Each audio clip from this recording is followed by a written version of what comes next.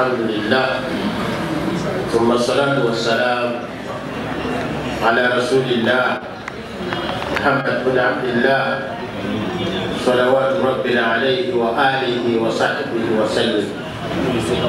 السلام عليكم ورحمة الله وبركاته. Kaseera kano sijja kukoona ku bitiibwa byammwe, wabula baaniriza wamu nga ba old students aba Bilal Islamic Institute. Twebaza Katonda okuddamu okutusinkanya nate, era nja kubasaba okutakbiira Allahu Akbar, Allahu Akbar, Allahu Akbar, walillahi alhamd. Bannaye mwebale kujja, abavudde ewala ab'e Masindi tumaze okubalaba, Mukise w'e Masindi atuuse, n'ab'ebitundu ebirala batuuse. Nolwekyo ennamba gye tumaze okufuna tetugaana kugenda mu maaso na puroguramu yaffe. Amannya nze Muhammad Abbas Kawenda, ab'emyaka gyange bankazaako erinnya lya Namaliga Boys, era bw'okulira Namaliga Boys tewali mulala avaayo era kubakujuliza okujja kwoza. Nolwekyo ebiseera bigenze, tuli behind the shed. Twabadde tulina okutandikira essaawa 3 tubadde tutandika, naye tulabika tukeereyemuuko olw'embeera y'obudde n'entambula ate ng'olunaku yeruli nti lwa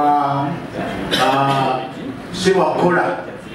Tukimanyi tulwaleero olunaku olusooka mu mwaka ogusooka mu mwaka ogw'2022. Tusaba Katonda atuweemu obulungi, ate nga bwe tuyingidde ne mu kino nga kafyu naye amaze okuyingibwawo, atuwe obulungi okugenda mu maaso. Puroguramu yaffe mu kaseera kano eriko abantu babiri. Yandibadde Sheikh Yahya Sozi na Sheikh Umaru Bomba ataliyo, wabula ffe emyaka gye twasomerako tulina pulaani yaffe, era gyenja okusaba Sheikh Abuye kubanga yalinga imaamu waffe wa Mahadi, ye yali omusomi waffe. Nolwekyo tulangirira kaakati okuggulawo omukolo mu butongole. Nolwekyo weeteeketeeke bagikusulako nti Al-Fatiha esooka yakabuye, weetegeke inshallah. Naye ngaakati nangirira omukolo okubeera guguddwawo officially, era MC Sheikh Hassan Tayyib Mutyaba okwasiza akazindaalo. Assalamu alaikum warahmatullah.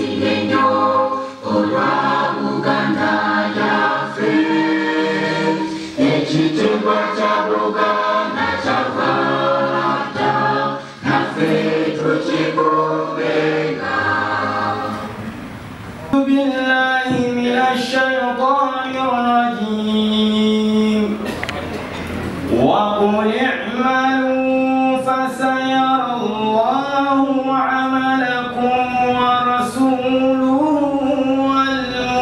والمؤمنون وستردون إلى عالم الغيب والشهادة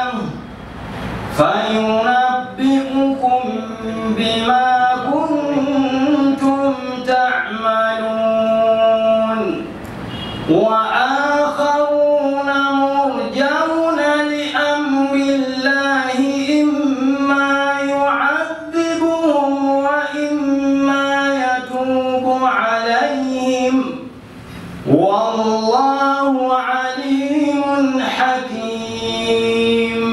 بارك الله فيكم. أعوذ بالله من الشيطان الرجيم. بسم الله الرحمن الرحيم.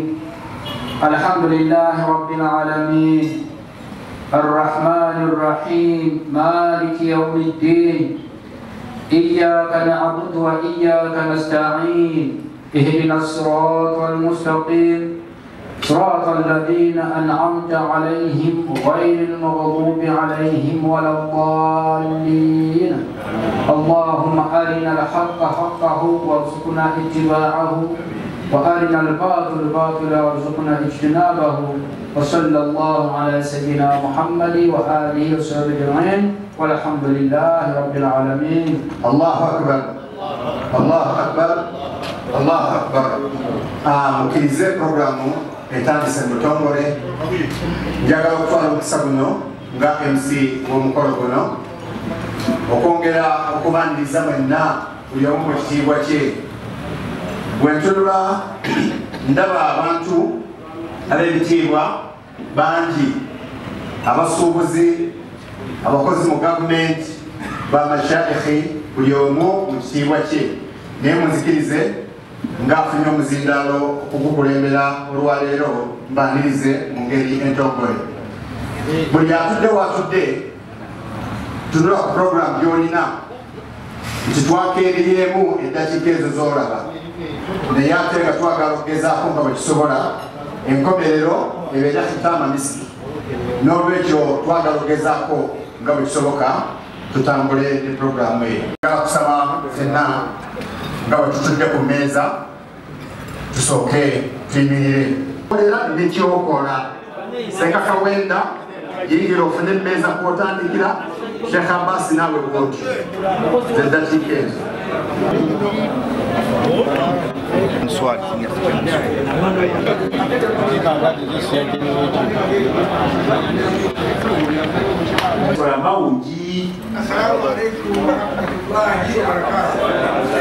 Allahi wa barakatuh. Yawalidde ekintu kino nga kyamaani. Wa alaikum salaam. Musomesa ekibuli SS.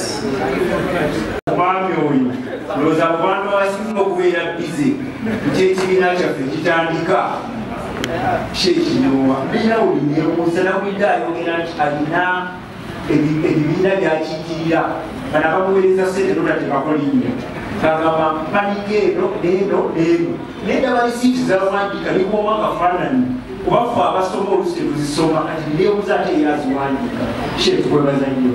Twebaza Sheikh Saleh ye Federal Wabifsa bulijjo bwe mutawaanya naye n'abatawaanya. Munyoro. Assalamu alaikum wa rahmatullahi wa barakatuh. Member executive Yahya okubeera Munyoro. Bwetuba naye Munyoro yonna tubatunefukamiza. Sheikh Badru Muwonge Munamityana. Omusobozi wa motoka okuva e Japan. Ojakasasulira akalango kakashi motozi tukola naye enkola ye yakashi naye oyo ye Yusufu. Alhamdulillah musajja mulungi twagala ffenna. Sheikh Umar Bida no otanakutya Sheikh Umar Sebumba omusajja omuzukuuli. Sheikh w'ebidaala mu biraala nebawuledi zonna twamuyitanga Zisa executive committee paske yongereko wansi kasi oli mwekka bakongere ogalo. omusajja atukoledde kulira constitution yisako kidokulira buli kaseera nga akola audios abamu audio okuzikola sikyamu baba ziweereza buli mutazisoma ate yazikola. Era ye chairman wa constitutional committee yakamuyingo yamutegeera kuba badde bapiisanya ennyo mu kitundu ekyo. Sheikh Badru Hassan Segulya naye akoze omulimu munene kumboga. Oyo Dr. Segulya ye abadde ku lukiiko olukoze constitution ye. Sheikh Badruddin Magala Kiba Manamityana abayinza okujjukirira mu komiti. Sheikh Mahmoud Burhan Ntambi Chairman Musafirina Group mugimanyi bulungi Sheikh Ntambi ate nga member ku advisory committee. Sheikh Kamal Dauda Abbas yake ni bangambe life captain takuganizibwa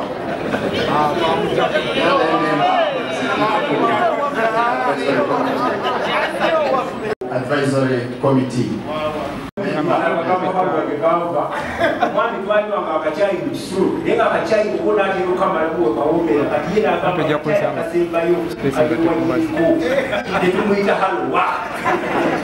Simba bus transporters abo bebananyiri buses ezigende Kenya, Mombasa.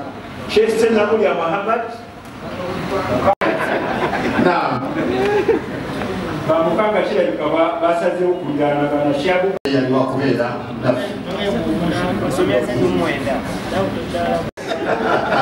Samana Nabi asatu munana Sheikh Hussein Aus Jingo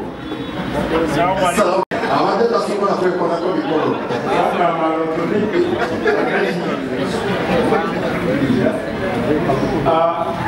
Engineer Kaketo Hussein engeri Kaketo Yusuf azimba ebizimbe ku kibuga ekyanamu ebizimbe ebide n'olwekyo mumwesiganga nemumunoonya. Mutuuze enejje Sheikh Bogere Hussein Twai Machaga Imamu wa Musafirina Hajat Nabukenya Hajara Salman Hajat Nabukenya Hajara Salman.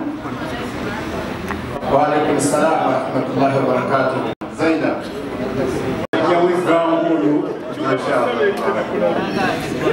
Sheikh Siraj Magembe baadaye mkuu kumbe Sheikh Siraj Magembe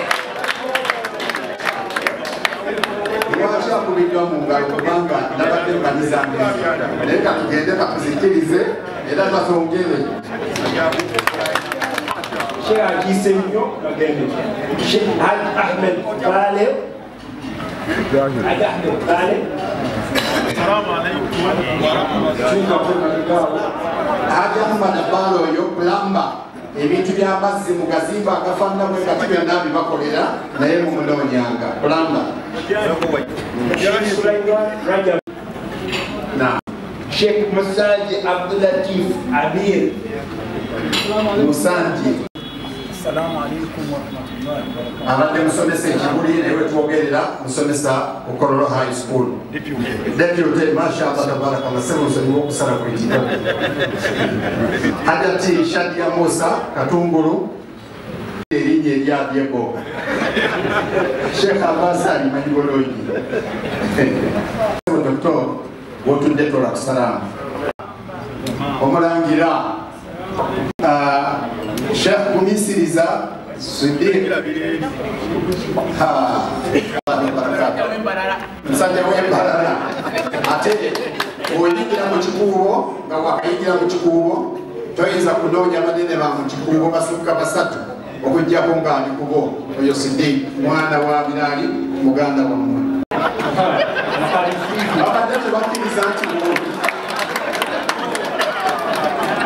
musajja alemerako nno era bw'oba omuyingiddemu nga tomutegedde akabuka akabise banjulire mukoddomi wange Sheikh Rashid Muhammad Muyingo Sebo Muyingo katono kati banoonya Muyingo banoonya ka Muyingo akatono yemusajja oyo Sheikh Muyingo ababeera ku foramu mumulaba n'ebirowoozo naye akabuka omuyingiramu nga totegedde. Sheikh Muyingo Seeka Kinebe bwe yatwala kubayita ababiri ku muzikiti ogwo n'abumukwasa mu mwaka gwa 92 n'okutuusa leero amunzikirize nyanjule Sheikh Tumwesige Twaha Abdurrahman Muazzin.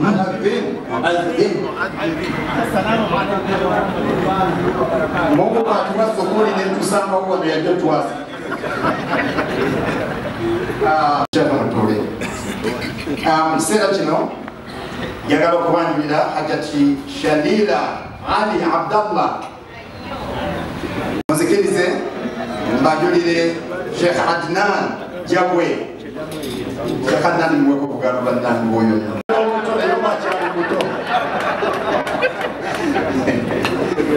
Msera chinoka mbajulire Sheikh Karamba Kivumbi Katongolo. Yogerera akola master's degree musharia. Sheikh Magambo ahlan wa sahlan. Mundikirize mbajulire Sheikh Dauda Bukenya atinange ga imamu wange enkowe. Sebo Sheikh Dauda. Imamu endeji Sheikh Muhammad Tigozi. Assalamu alaikum wa alaikum barakatuh. Kulani mujulide chali zitobulungi tutegeeza omulimu akyakukola. Sheikh Walugembe Shuaib Ali Bukhari tunonya Muslim naye Bukhari yatulisi yatuusi. Muzikirize mbajulire Sheikh Ismail Kazibwe omukolo w'ettwale ery'amakinje twabagambye wano tetubalaba yatwala ettwale ery'amakinje. Sheikh Bashir Jamil Sebatia Mwami Runa Katemba Ndono Mwenzi Kaliba Mwana Katemba Sheikh Haruna Abbas Birungo Sheikh Birungo Toda paka lero luno sewo Sheikh webala Sindiba Sheikh Sulaiman Sengoba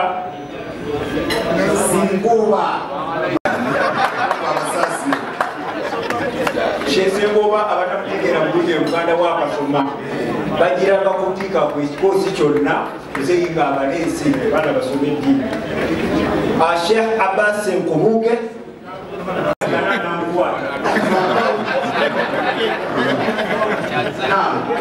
Sheikh Juma Maweje Kabanda Sekewa Kabaka Kulisako wa Uganda West Uganda naye nga bwe twabategeezezza ssebo tukulaba mukama waabwe. Sheikh Natajja Mustafa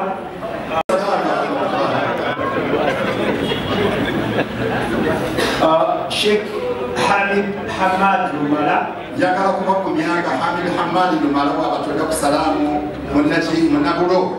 Assalamu alaikum warahmatullahi wabarakatuh. Nti ku programu eno zikazaako eddakiika ewafande magatto ebyo labala tebabiwulidde endowooza naye bw'obanga olina ensonga. Sheikh Bakir Jamil Sembatia Sheikh Jamil Sheikh Biti Abdul Samad Sheikh Habib Musa Semafula Sheikh Habib Sewa mko Dr. Waalaikum salam. Mumujukira bulungi mu kisaawe naye alhamdulillah hiya dunya kama shahadtuha duwalun. Allahu akbar. Sewa chairman Sheikh Kawenda. Assalamu alaikum warahmatullahi wabarakatuh. Nebaza Katonda jalla jalaluhu azemu nate n'atusinkanya oluvannyuma olusinkano lwasooka olwaliwo ennaku z'omwezi 3 omwezi ogwokutaano omwaka oguwedde. Nakubasaba kano kajjeko katono okusinkana kwaffe okwo bwe kwavaamu ebibala bino olwaleero bitulimu. Ebintu ebyo nabikompayirize mu ripooti yange nga kyamaani egenda okubasomerwa mu bbanga eritali lyewala ennyo. Naye njagala mbakakase nti okutuula kwaffe wano olwaleero tutuddewo nga tuli ekibiina ekyabayizi abasomerako mu Bilal Islamic Institute Former Students Association ekibiina ekyo nga kiwandiise mu mateeka agafuga ebibiina ebikolaganira awamu mu Uganda.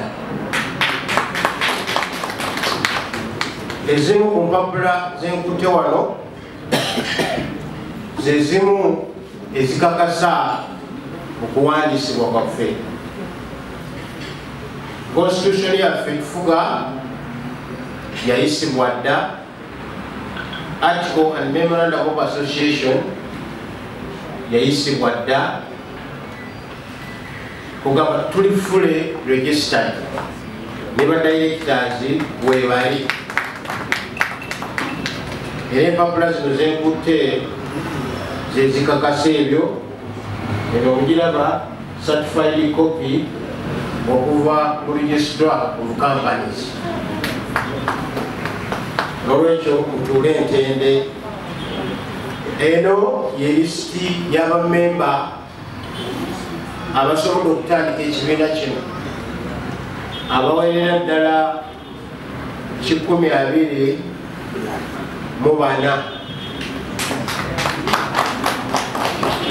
Naye ng'omulimu gwe tulina biraali okuva mu myaka gitwawandiika yinza okuba nti eweza abantu 600 oba 1,000, naye tulinako abantu 124 abatandise ekibiina kino. Okukitandika tekibadde kyangu. Mujjukire ntubadde mu COVID, enkiiko zaffe ezisinga zibadde ku mikutu gya kuzuuminga. Tekola nti mujja kulaba bajja okutwanjulira mulimu abatali mu ggwanga lino, naye ng'ate tubadde tuteesa nabo okukola ekibiina kino. Tubeebazizza nnyo, mwebale nnyo, mwebalire ddala. Na buli yenna alina kyawaddeyo mu byensimbi n'ebyo ebikozesebwa. Nziramu nate okwebaza patroni waffe Dr. Rashid Yahya Ssemutu. Yatukolera ekintu ekyebbeeyi mu lukiiko lwaffe olwasooka, n'atuwa miliyoni 11 nga teyeesise namu.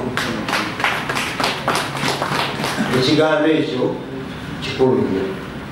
Abantu abakoze omulimu guno tujja kubeera nga tubeebaza mu lipooti yange inshallah taala. Naye nga mbagamba okukuŋŋaana kwaffe wano tuli mu mateeka. Ensonga ey'okubiri, naweebwa omulimu ogwo gwe naweebwa bateeka ate nate ku kakiiko aka vetting. Ku kakiiko ka vetting n'emirimu gye nakolayo era nabyo gyenja okubeera nga mbanjulira inshallah taala. N'olwekyo n'akaseera bwe kanaaba nga katuuse nja kuba mbanjula, kubanga mu bimu bitukuŋŋaanyiza wano tugenda kulonda ba ofiisi bearers. Weewaawo bagenda kubeerawo n'abasiibulwa abawummudde emirimu gyabwe inshallah taala. Naye byonna tugenda kubibabuulira.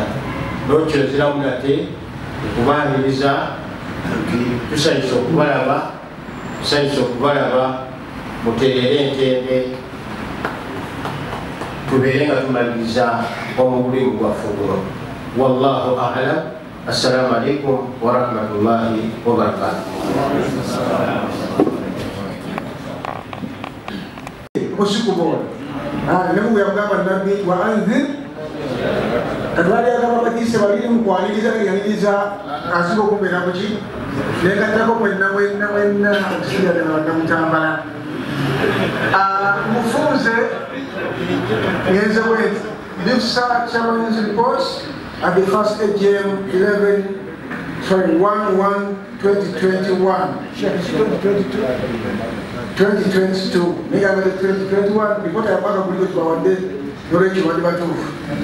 Introduction, peace and blessings be upon the beloved messenger the Prophet Muhammad, his companions and members of his family. Allah says, فَلَوْلَا نَفَرْ مِنْ كُلِّ فِرِقَةٍ مِّنْهُمْ طَائِفَةٌ إِلَى آخِرِ الْآيَةِ. So the section of every grouping marched out to comprehend for themselves in the region and to warn their people when they return to them the possibility they would be aware. 9:122. BIFSA was established to bring together former students of Bilal Islamic Institute to develop a fresh sense of brotherhood and also to join other stakeholders in the field of community development. I thank members, many reporter Sheikh Awena,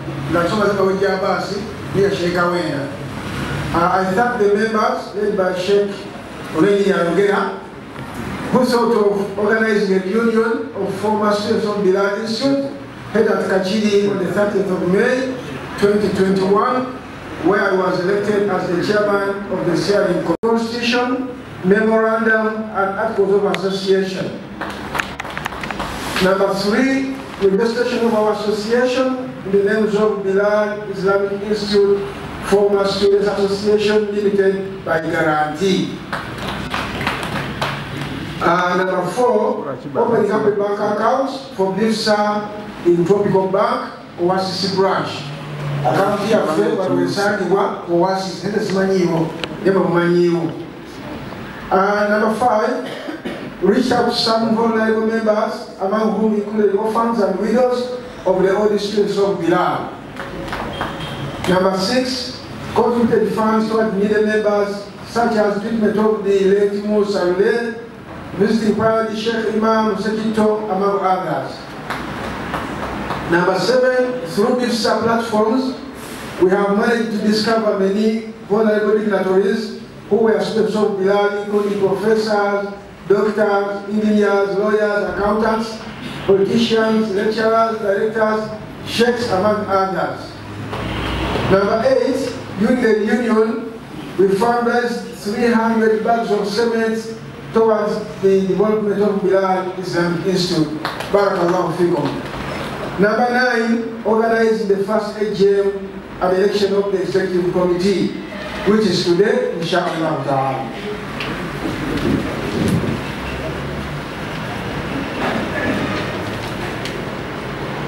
Vote of thanks. I would like to pass by a vote of thanks to the following committee members with whom we have managed to achieve the above mentioned achievements.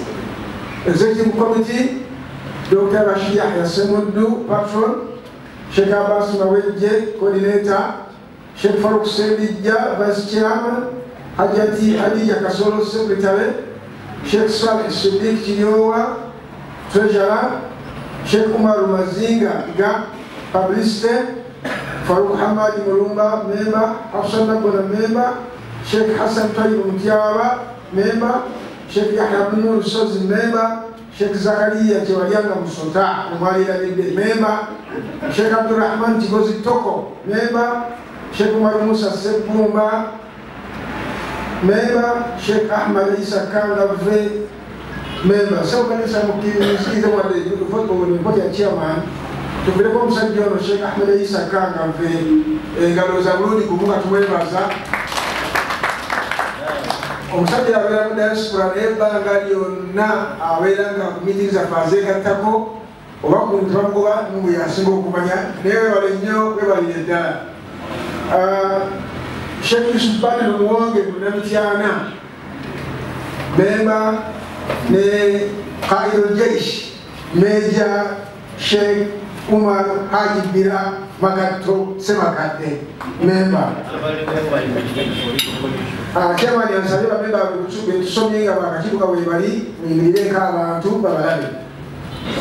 Bwetumaliriza, chairman yagambye nti build the incoming administration to focus on the following areas for the success of BIFSA. 1, encourage for more students to join the association. Point number 2, create income generating ventures for the association. Number 3, publicizing BIFSA on national and international level and making contacts that can yield fruits to our association. Number 4, finding a permanent home for BIFSA. Number 5, responding positively to government programs, fight against poverty and focusing on community transformation. Then number 6, carry out Dawah activities. Number 7, mobilizing funds for most sustaining projects. Number 8, devising means of helping our successors in the institute who find it difficult to continue with their studies. Number 9, making dialogue with other religious leaders, sects and government at all levels for peaceful coexistence. A point in Guru Awalimu to a new Kubansula and Tuala, so looking the Yawu Natwali Chijanyamune. Then number 10, helping the needy, elderly, widows and orphans where necessary. Okuba Giza, Okubaga. During the lockdown of COVID-19, we lost our brothers and sheikhs, who among them attended the reunion on the 30th of May 2021.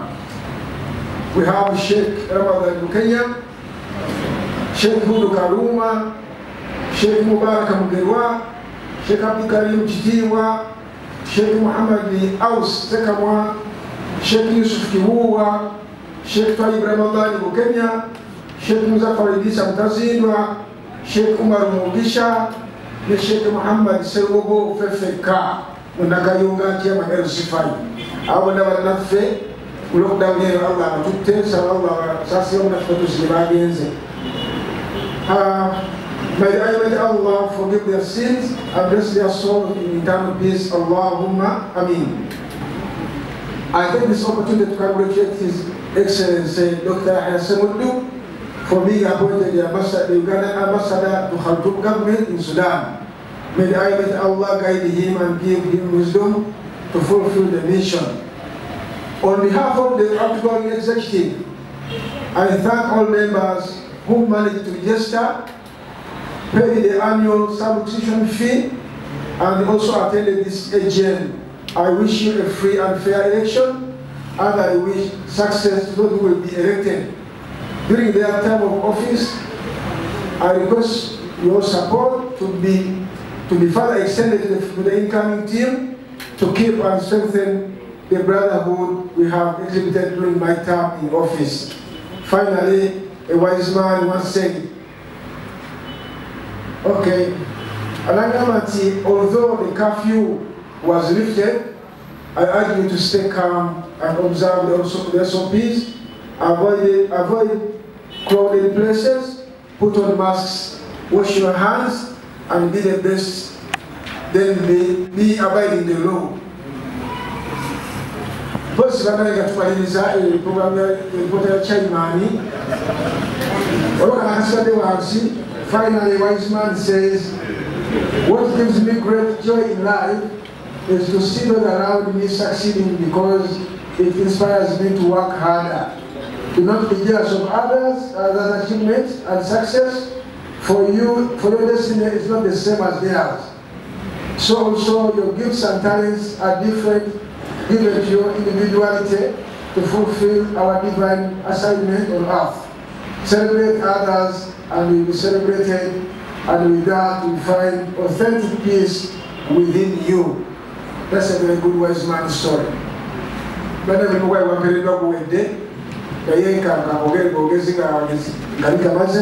Tuyazaye Sheikh Kawenda okwanza mutuzibira omusingi ate n'asalawo nagatisigala nakudda kujja kulondebwa abantu bangi muze mumubuuza lwaki Kawenda mwamugumye ate kali amuguma kijamaani waffe yasazeewo n'agala nti kave kukola egamba nti ate twatandika kino kyaffe naga musamu kabazimbe tuzimbe foundation kabateekeko ettaffaali eriddako sebo tweyanziza nnyo tweyanzege yanziza nnyo Sheikh Mawiki ripoti ndowooza tejja kwetaaga kuddamu oba olina byobaliraliramuko mudakisa nga bbiri bali okay bana abatali okay ayogera ekyo nga kiwedde ate tugenda okufuna baleka nze nkyali mu ntebe kati kyemulaba nti akazindaalo kati nze nkabina biseera byange ayitemu etulinako tugenda kufuna okutwanjulira ebirowoozo ebiri mu constitution yaffe. Nja kusaba situkeko naye yafunyemu obukosefu therefore Sheikh Abdu Nyombi ebitiibwa bye tujja kubyanjulwa Dr. Sheikh Sulaiman Lujja. Nja kusaba mudabiraani lwakutuule abawe kusalamu inshallah. Assalamu alaikum warahmatullahi wabarakatuh. Constitution eno nga bwe mugiraba gwe mulama kututambulira ng'ekibiina nga sinaba kutandika kujanja njagala mukkirize neebaze olukiiko lwetwatuuma Constitutional Committee kwendi memba abasobodde okutetenkanya ne bateekayo obudde nno bungi ddala okulaba nga constitution eno etambuzibwa n'etuuka okuba nti ejjudde era neeba nga weeri olunaku olwolwaleero. Njagala okutwala obuvunaanyizibwa buno okusaba olukiiko lwonna olubaze n'okuwa amagezi n'okulaba constitution nga eyimirirawo bweyimirireko ebimizika kuno abantu abalabe bentyo ke tugende mu maaso n'okuwalira constitution eno. Olukiiko lwonna Constitutional Committee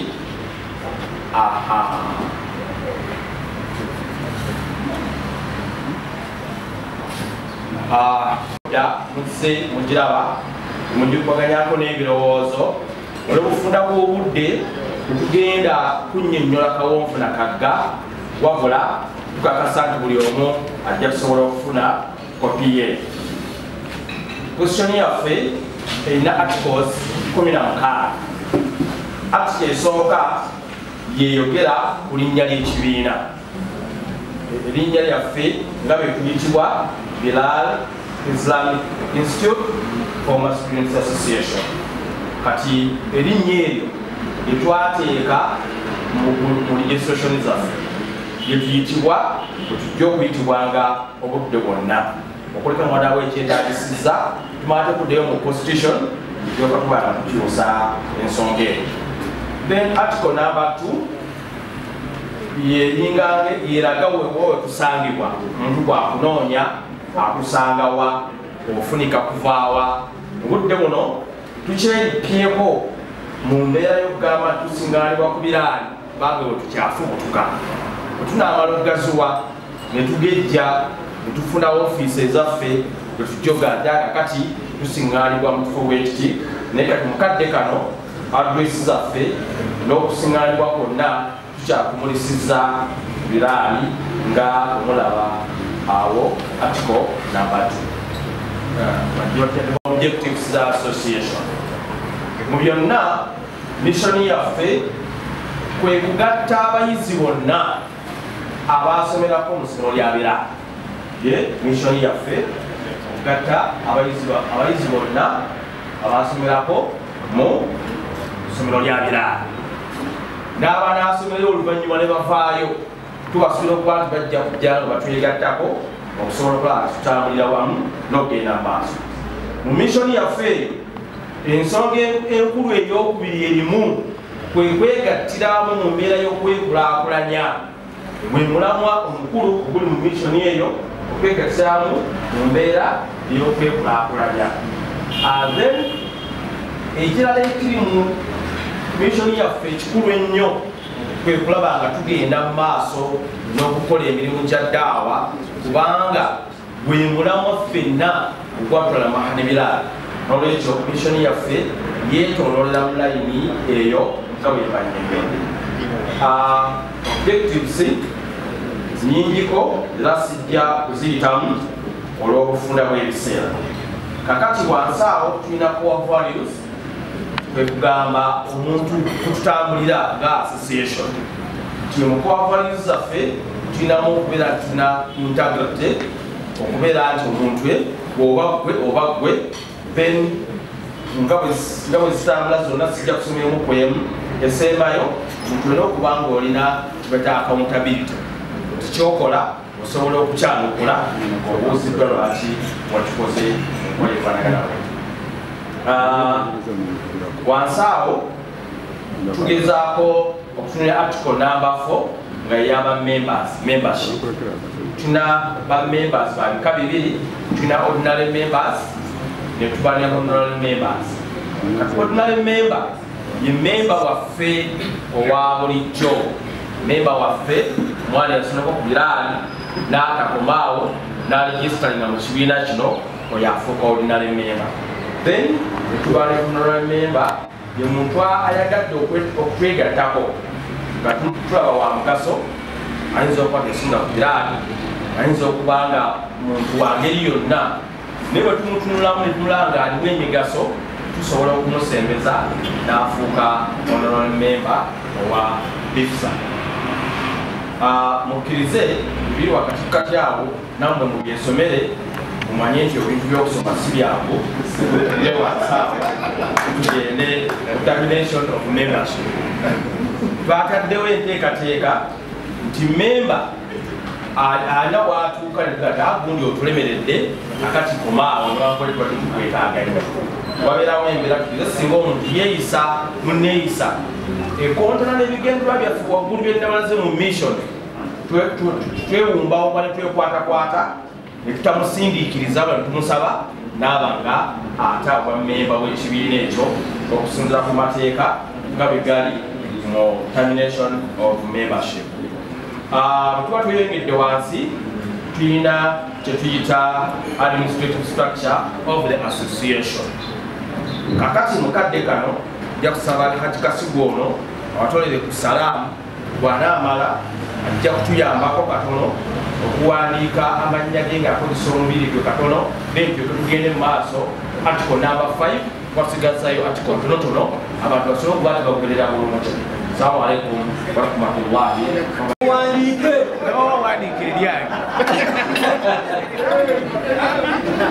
Kakati mulekeraawo mbawe ekirala kati tugenda kuwandiika BIFSA. Kati tuwandiika ffe n'omulundi gumu tugenda kuwandiika capital letters, nze mbagulira ennyukuta tuwandiike kati B nga bolasiwe muwandiika B. Kati tuwandiika I ng'ate yerika katonyeze owandiika bwoti sawa katonyeze ate I ey'okubiri kakati owandike F eri capital ojula kola akasaza akawanvu oteekeko akatwe kano akawaggulu oteekeko n'akeeru tegeraganye bulungi basiraamu. Kati owandike S olunyole bulungi nnyo musiraamu S olwo omusayi gutambule bisimillah S ewedde. Kati wandike E capital wandika akasaza akawanvu akokubiri n'akasaza akomu mwekubireko mu ngalo basiraamu. Omusayi ogutatambudde yayo dwiire endala ozamuwulidde ebisomeddwa constitution. Osoma constitution eno article 5 ya administration etegeeza kiki abaliwo mukimuli. Tulina obukiiko busatu, annual meeting eno netuba ne executive ne working committees. Naye mirimu egimu gye mulina okukola amubadde mukuŋŋaanye bwe kubeerako ebintu byemuyisa ng'olwaleero constitution ne budgeti egenda okubasomerwa. Nolwekyo oluvannyuma lw'okuwulira ebintu bino mu benefits temulina okufuna, mulina okubeera ne hard copy ya constitution oyo gye tutasobodde mu kaseera kano. Naye omulembe nga bwe guli nti omulombe gwa .com buli ali wano amaze okugifuna okujjawo batuyogadde illa man aba naye mwenna gundi eno mukikola ki mugirina olwekyo olwokuba nti mugirina nsaba tugiyise. Assalamu alaikum warahmatullahi wabarakatuh. Ibrahim Kigonya 1995 nsaba bamemba mukkirize constitution ya BIFSA eyisibwe nga bweri. Assalamu alaikum warahmatullahi wabarakatuh. Sulaiman Seruma Sekito Wemanya 1994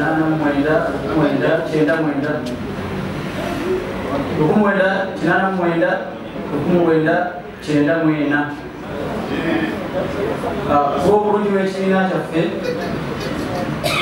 bamembers nange negatta muganda wange akoze okubaawo ngansaba constitution eyo bwegaterwamu olwokubeera nti ebigendererwa byaffe byebimu era bingi bisibiddwa mu constitution eyo. Nsaba ekiteeso ze nange ntiwagidde tubeere nga tugiyisa constitution yaffe eno eyisiddwa.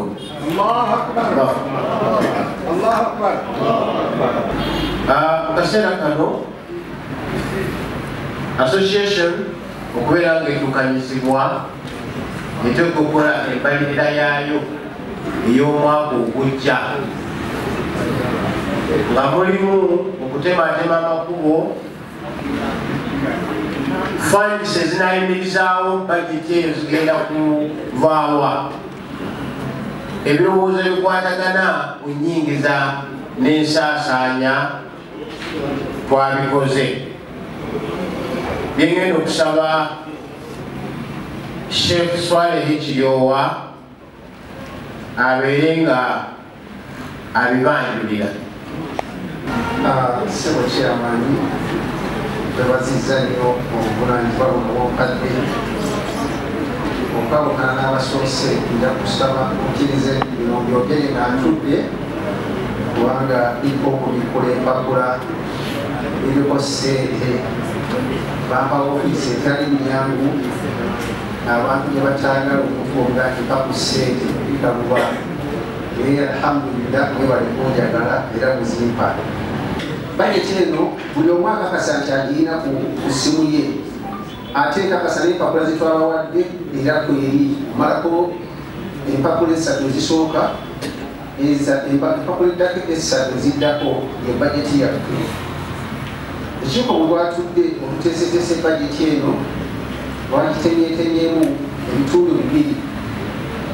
Ekitundu ekisooka lwokuba ti obudde butambuddemu sijja kusoma nyukuta ku nyukuta wabula olwokuba nasooka nengibaweereza ku platform netuddamu netugibanyonnyola. Twebaza nnyo n'abo abaatuwa amagezi n'okuwa bobibaga nti nakino mukituuseemu nakino mukiteekemu era olukiiko lwaddayo mufumbiro ne lufumba ne lutereeza ebyali byetaagisa. Kakati nno bino bwe bityo byazze. Bajeti eno gyolina erina koodi kolomu ya koodi. Kolomu ya koodi eyo erina kolomu esooka waggulu eya revenue twagiwadde 21 n'ensonga nti BIFSA yaffe eno etandikwawo mu mwaka gwa 2021 ye koodi twatutte eya revenue. Kolomu eyo bw'ova ku 21 then wansi waayo waliyo koodi eya 80 yezeeyongerako. Ezo twatunuulira omwaka mwe twatandikira abantu tasjil netugamba nti katugirwe koodi eya expenditure. Kakati waggulu nanzizeeyo revenue part eyo emakubo ge twasuubidde netuyinza okuyitamu okubeera nga tunakwatagana nammwe nga mukkiriza tujja kusobola okufuna ssente ezo ezijja okutambuza bajeti yaffe. Kodi 2 kodi gamba 2 number 1 annual subscription. Nsooka okubeebaza ti okwosajjo chairman acting interim committee yajja ku bukutu n'abagamba abaani mutuje mutukuba akalulu sente zetubatulwa wa annual subscription zibeere mmeka sente zino ziriziwa zensimbi nga mmemba wa BIFSA z'abaawa buli mwaka olw'okuddukanya ekibiina kyaffe era wabaddewo endowoozo byabadde bibiri ekibuga kigamba zibeere emitwalo 10 kirala nga kigamba gibeere 5 chairman yajja ku bukutu n'akwasaganya ensonga eyo yakuba kalulu okumala ndowooza essaawa zabadde nga 8 kali ku bukutu yagenza okuvaayo ng'alangiridde ng'abasinze okukiwagira bagamba nti kijja kubeera mitwalo 10 memba wa BIFSA zadde okuwaayo mu mwaka guno olw'okuddukanya ekibiina era n'abalaga nti osobola okutematemamu ne bwe tuzirese lumu naye okutematemamu n'oleetayo ogumu 3 2 mpola paka lwekiggwayo bwetwogerera olwaleero bamemba ba BIFSA abakasajjala bali 185 wabula abazze mu annual general meeting yaffe bali 128 bamemba abakasajjala mu 185 twabasuubidde nti senga Allah atusase twanolawawa 225 njaga nti atabulwabuddewa senga onootunulira kodi namba 2 eya registration fee bwenna buli yayingira mu kibiina kino yasasula sente zetuyita registration fee sente ezo bwozisasula bweyingira mu kibiina kya BIFSA buli omu yasasula emitwalo 5 kati kodi namba 1 ne kodi namba 2 zitambuliza wamu nti mu kodi namba 2 tusuubira nti ana bw'aba tusaasidde ne tubaayo ne tuperereza mu bannaffe ne tubanyonyola obulungi bwa BIFSA ne tufuna abantu 40 tujja kufuna millions 2 that is kodi namba 2 kakati abantu bana 40 senga ono bagatta ku 185 bwe tulina bajja kuwa enamba y'abantu 225 kodi namba 1 kuza tuli ffenna that means senga bamembers 225 banaaba bamalirivu olw'okwagala BIFSA n'okugenda kwayo mu maaso buli munaatuwa emitwalo 10 ya membership annual subscription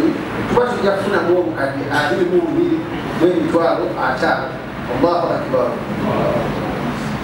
kodi number 3 sadaka from members twalabirira ddala nti basajjamu buli basiraamu abategeera obusiraamu n'obukulu bwa sadaka BIFSA ekyali benafuna sources of income netugamba nti kateekewo nebbaabu eno eya sadaka muwa sente ku muzikiti mu bintu ebyenjawulo ne BIFSA abeerako twegifisiza ekiteekemu sadaka twalowoozeza nti kale kaseera senga tufunayo abantu 20 ku bamemba 108 n'okusoba buli omu n'atuwaayo sadaka ya mitwalo 10 tujja kuba tubafunyemu millions 2 ekyo nno nga ndaba kitono nnyo kubanga mwenna abali wano kyebayita sadaka mukitegeera era ng'ataddeko akati katono awo nzijukira seeka muyiwa yaŋŋamba ng'ali ku mukutu nga genda kuteeka wano ennanga buli omu ajja kuteekamu sadaka yaffe kwe tutandikira ate bagiki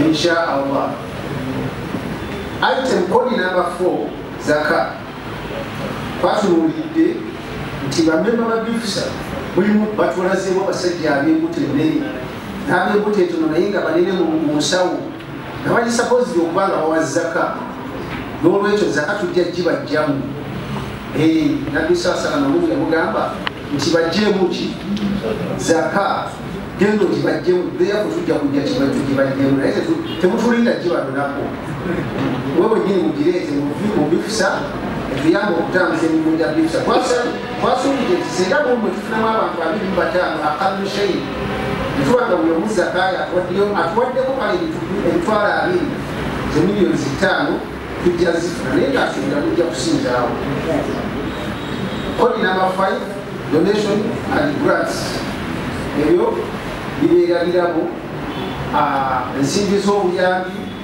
ezimusobola okubeera mu gavumenti nga zisobola okubeera mu bibiina ebyenjawulo even nammwe mwenyini amembers tubadde nga tutambula nga ndabayo abatuweerezaayo donations ku kino nze etaddeko bweziti nze si donations so tubasuubira nti mujja kuvaamu donations za $5 million n'emitwalo 10. In brief, total ya income etusuubira millions 3.6 n'emitwalo 6 mu bufundafunda.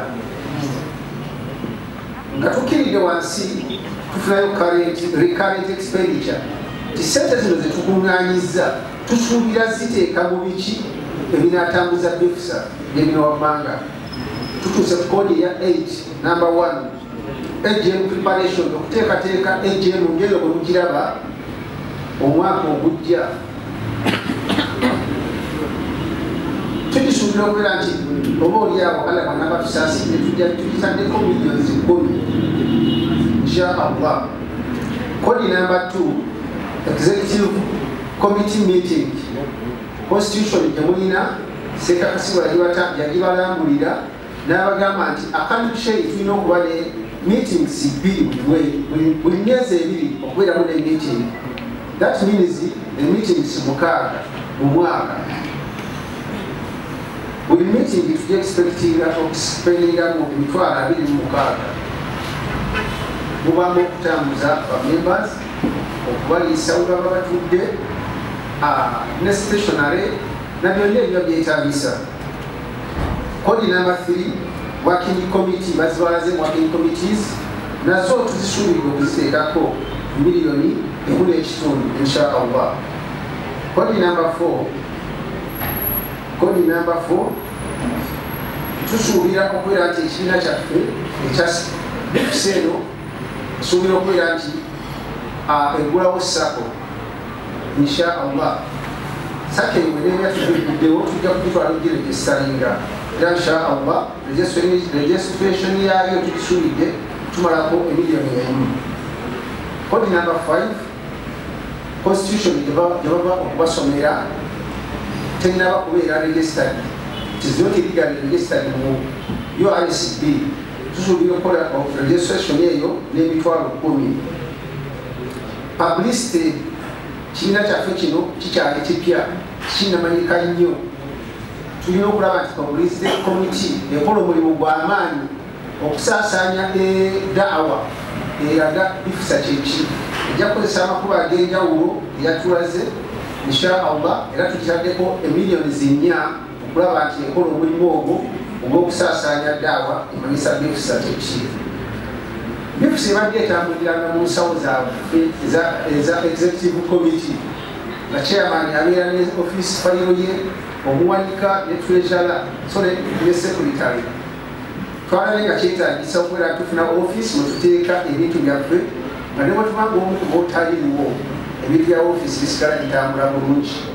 Tufuna Musiraamu yatuwadde we tuyinza okuteeka office yaffe n'atusaba emitwalo 2 buli mwezi omwaka millions 2.4.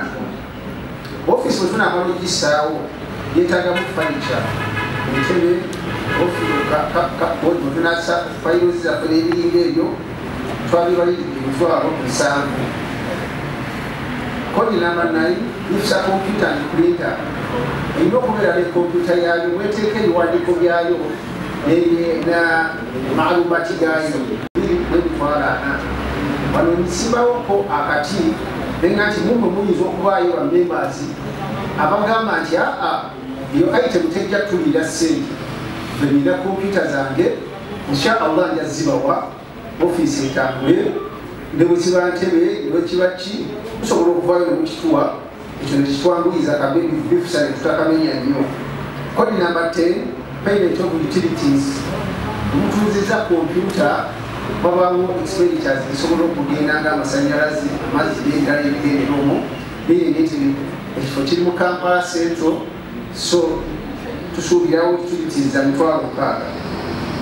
Kodi number 11 dawa department tukwatagana mu dawa tekiteeka kuba tekyetaaga kuba nnyonnyola nnyo twakitaddeko $1 million 4 dawa department zejja okukozesa okutambuza daawa. Welfare mbadde mukirabo ekyaneggulu buli afa abange buli akira abange twagala kukendeezaako ku biranga bintu ebimu kale newebanga bibaddewo naye nga offisi ya BIFSA ebeerako omutima gwekwata accordingly neba ngijja kutwala ewa memba oyo abatuuseeko obuzibu. Wano nno waliwo executive ejja kutuula etendetene era inshallah ejja bawa update eyo eneebezeeko ngeri ki eweebwa obuyinza kulaba nti bamemba ki aba alimenti okuba nga aweebwa bantu ki abaviiriddwako okubeera nti aweebwa. Salamu alaikum.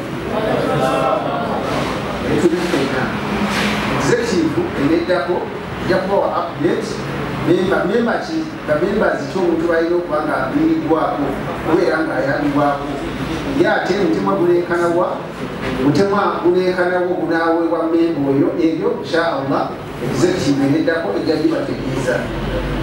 Audit fee code 13 constitution etulagira nti ebitabo byaffe birina okubalibwa si byakusigala mu nsawo bwebityo nebitabalibwa. So baodita balina okujja ne babala ebitabo era ne babawa lipooti. Tubasuubira okutwala emitwalo 9 BIFSA wetalina nnyo assets nyingi. Office ya chairman code number 14. Office ya chairman tugitaddeko miliyoni emu nti si kubanga chairman abantu olwokuba ti buvunaanyizibwa bwa chairman okusakira ekibiina n'okukitambuza gwe mutwe omukulu. Kati mulimu ensonga nga tezijja mwetaagisa kunoonya treasurer ate n'omuwandiisi n'egundi bamala okusayirira ku cheeke ate asobola okufuna obusente nga oluusi olugendo olwoguteko lwamangu bamwetaaga mangu ewa kitula asinkane omukulu babeewo ekikutulwa kyate gundi taliiwo. So tubutaddeko emitwalo miliyoni emu olw'ensonga ngezi ziteebereka zajja okutambuzanga. Stationary office bwebeerawo yetaaga stationary tugitaddeko emitwalo 5. Therefore expenditures ezo zonna tuzisuubira okumalawo miliyoni 3.6 n'emitwalo 6. Ekibanga kibalansinze ne income. Kakati expenditure eno erina kapati akawansi budget for unfunded priorities. Bino byebintu byetwatunuulidde nti byandibadde nabyo twandibadde tubikola singa tubadde n'ensimbi naye kale katubibalage oba oliawo banaabangayo omutabaluo nanaavayo naga kino kakitabalage mu financial year eno ekinaaba kigambye abalibaawo mu financial year eriddako tebabibusanga amaaso abaliba mu ofiisi. Kodi 16 tusuubidde nti singa balaba baprintinze t-shirts ne key holders eza BIFSA mu mwenyini musobola okubigula ne bireeta akasente akayingiza ejjamba mu ofiisi mu kibiina kyaffe. Kodi 17 BIFSA calendar. Olwaleero nga luno twandibadde tulina calendars era buli ali wano tumuga nti bula calendar ya BIFSA ogitwale tize means of ey'okubeera kuwuliranga BIFSA gyoba otutte calendar bantu ne bakimanya ate era kuba eriyingiza akasente. N'olwekyo tusuubira singa ziba zifunise miliyoni 2 tuyinza okukubayo kalenda kyabala bamemba ne bazigula. Kodi 18 membership card mujjukwetegereze nti bamemba zitubadde nga tubasindikira naye waliwo obusayinize waliwo ka kolomu akaliko membership number. Buli memba alina namba ye. Kati tusuubira nti inshallah singa tuliba tufunye sente buli memba according to constitution tugenda kuba tumuwa membership card. Naye kakati tetukisobose olw'embeera tetusobozesezza financial. Kodi 19 BIFSA website twalaba nti ensi weetuuse BIFSA erina okuba ng'emanyikwa mu ggwanga n'ebweru waayo. Chairman mu buvunaanyizibwa bwe alina okusakira ekibiina ye waba agenza okusaka mu bazungu oba bawalabu omuntu amubuulira bubuulizi BIFSA ye n'akwata ku bukutu website n'anoonya ebifa ku BIFSA n'abantu asobola okubitegeera tannyonnyola bingi. So website zenjero ezimbiddwa inshallah ku miliyoni nga 5 baatugaa nti zirimu ebika naye ne batugaa nti ey'omulembe ennyo esobola okumala miliyoni 5. Kodi number 20 purchase of land. BIFSA tugisuubira nti singa esobola okugulayo ettaka lyayo esobola okukolerako projects esobola okugitwala mu maaso era tusuubira nti inshallah singa tugenze mu byalo ebyewaka yiika 50 tusobola okugafuna ku miliyoni 15. Olwokuba nti BIFSA ebeerawo n'okuyamba tugisuubira okubeera nti gasobola okuyamba ku baana abalina obuzibu obuteebereka. Twasuubidde nti akalusheidi singa tusobodde okuyamba abaana nga 10 buli miliyoni mu kitundu buli mwana tusobola okuba nga kimalawo mu myezi 15. Akantu ako tujja kalivayizinga inshaallah ne executive nemezeeko ejja kalivayizinga erabe engeri gyesobola okihandolinga.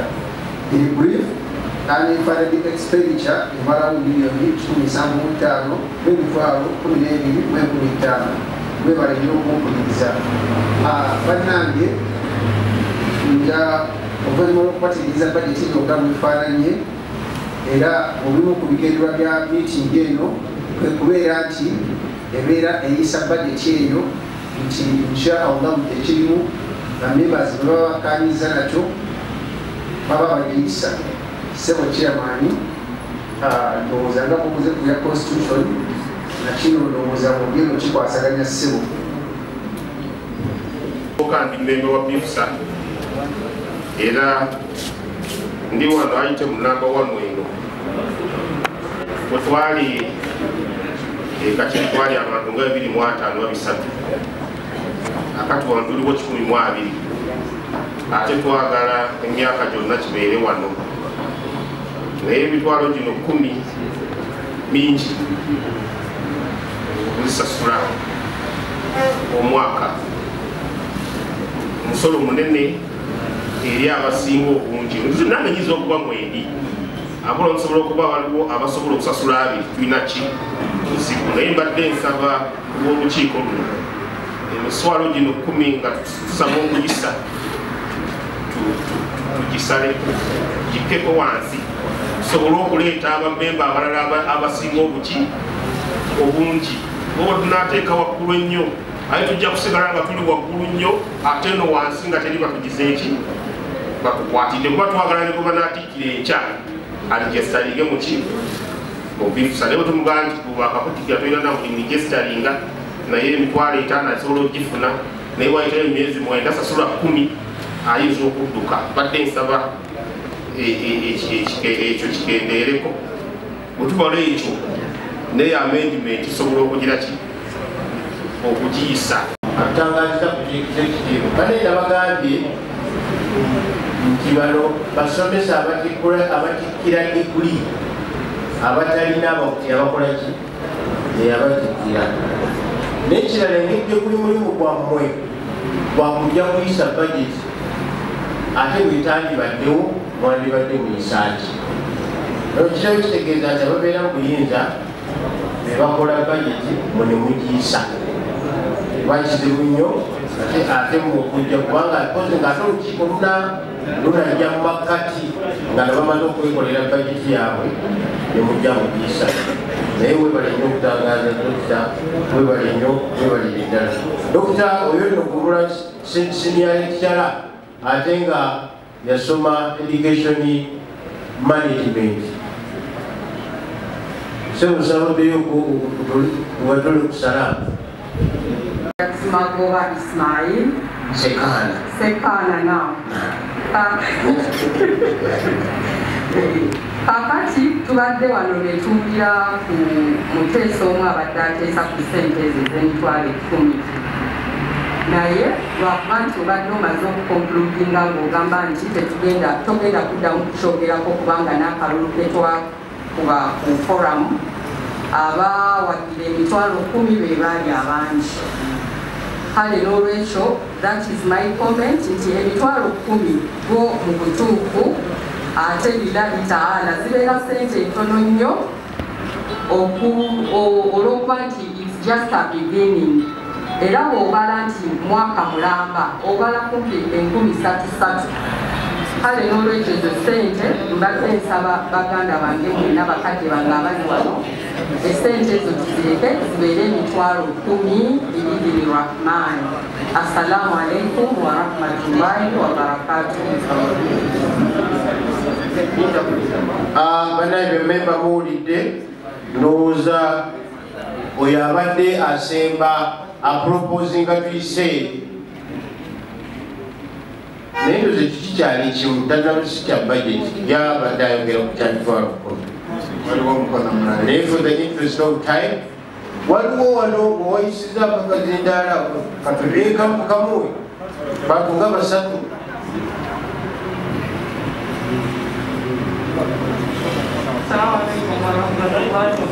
Waalaikum salam. Zainab Ali Ahmad. The concern yange ebadde kweteta budget naye sisitalizika kiyisizza mpozi n'ekirala ndabyewo bayasinensi bwe mubadde mulonda abantu abasekendinga constitution ne budget. I was expecting a government at least omwami omu bumukyalo so the whole thing was all about men. Twagala obeere ku kino kiri bwe kiba kiyise kati ekiriwo kyakuyisa budget. What do you say? Kamu akazindaalo. The budget is very, very okay. Well done, brother.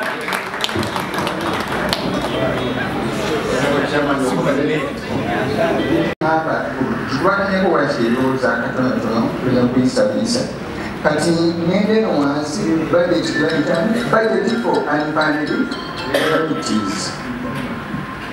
Kino nze nkirabanga bizinesi zetusuubira okukola tufune muki sente kwera item esembayo mbadde nsaba tunoonyeeyo emirimu egisobola okuzaalayo kasente nga tukozesa bamemba abali wano. Kakati wano waliwo item ya purchase of land yiika 5 buli emu ya bukadde 3 bukadde 15 bulungi naye ndabanga obungi ng'ate waliwo ebintu ebimu bye tuyinza okuteekako omulaka ekyokulabirako okulunda nga Allah akukwatiddeko. Wano tulinawo bakwano batulangi abalina akasente ate nga balunda nga balina ente balina embuzi tuyinza okukwatagana tukiriziganya nti bw'oba oguze embuzi emu olwaleero n'ogigula emitwalo 15 badde nteesaako kyekyokukyusaamu ofiisi ne office furniture ndaba ebiko tebitegerekeka. Office furniture w'emitwalo 7 simanyi oba yekanaki oba chairman wagenda kutuula wa oba ebintu bagenda biterekawa secretary agenda kutuula ku ki emitwalo 7 kigula ki mu office furniture bwe busobozi bwekirina butya abantu bonna batudde wano bagenda kuvamu emitwalo 7 bagule akameeza akatafaananika. Eyo office tetujja gijjamu muteekewo office senta kiryowa nga office yammwe ng'abantu baba bazze wammwe insha Allah. Abantu bano bonna batudde wano mubalamu be bafaanana ne bwoba oyagala miliyoni 3 wano oli awo osobola ozifuna naye office ne office furniture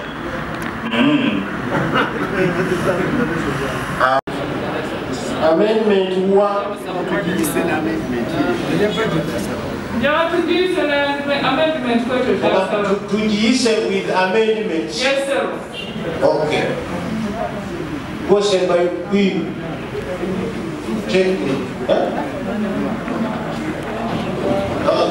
Oh, they are going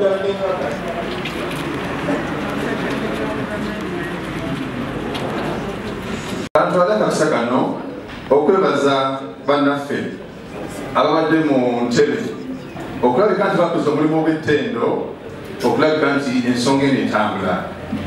Mukkirize nze nammwe mubimanyi nti ebintu si byangu naye bwe ndaba wano waggulu ndaba obifisa proposed budget for financial year 2022 nze mbadde n'ekibuuzo ekigamba chairman olina kotabuddemu okulabika nti wabadde otandika wayise memba ajja alabika nti tuyisa budget eno naye ate gyetumalira ndaba nti otandise otuwa omwaganya okulabika nti okubaganya ebirowoozo ku budget eno. Mbadde n'ekibuuzo ekigamba nti tuwa omwaganya committee oba executive egenda okuddawo bwe ndeba tuyidde ennyingo zino ku budget eno ejja kulaba nti wawetagisa amendment tulina abantu abali technical mu ba members bonna abali wano ndaba nti balina obukugu n'obumanyirivu nga mukulu wange Kabito bwagambye bajja kutuula inshallah taala balabike nti balongoosa ebyo ennyingo ezo ezeetagisa okulongoosa naye onootuwa akaagaanya okutandika okuteesa ku kino tujja kuba musaawa 3 ez'ekiro. Assalamu alaikum warahmatullahi wabarakatuh. Assalamu alaikum warahmatullahi wabarakatuh. Wa alaikum assalam. Zainab Ali Ahmad, emyaka ena mu Bilal from 91 up to 94. Nsaba budget eyisibwe with amendment. Okay. Wallahi wa barakatuhu. Rezik Musa, 4 years Bilal Islamic Institute. I'm second with Hajat Zainab. The budget with the amendment. Barakallahu. Bwe bali nnyo n'ebirowoozo ebyo